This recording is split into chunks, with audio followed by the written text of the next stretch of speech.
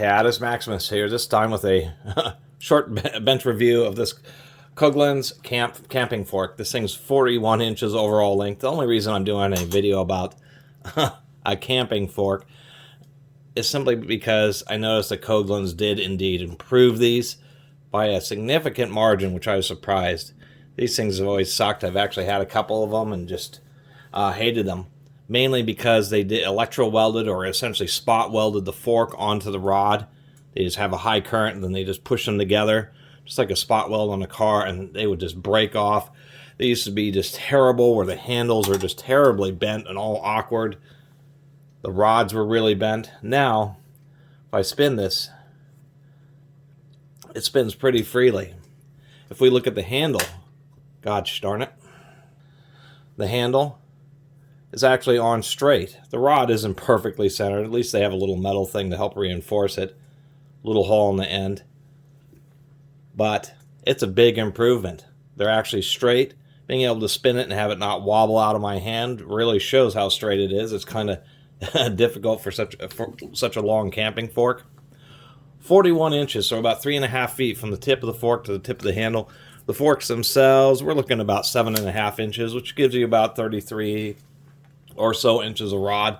So this is a really nice long camping fork, so you don't have to worry about getting too close to the fire. And these are about the heaviest duty ones. To finish this off, we'll even zoom in a little bit so you can see a little better here. They now are wire welding the fork onto the rod. And that's the big improvement. And actually on the shelf, they had on the back of the shelf a bunch of the spot welded ones, which are just terrible. And then they had these newer ones, which they've wire welded. Some of the welding on some of them went really deep, like more than halfway through the rod.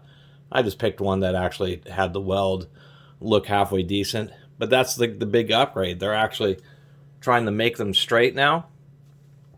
And they're welding the fork onto the stem. Once again with wire welding. Much more effective. Suspect really what was happening when the spot welded ones were breaking off is, one, not a very good penetration of the weld, and two, with the heating and cooling of being in a fire, it just would cause the weld to crack. So it's nice to see that surprisingly enough, for once, a manufacturer actually paid attention to people complaining about their products and did improve them.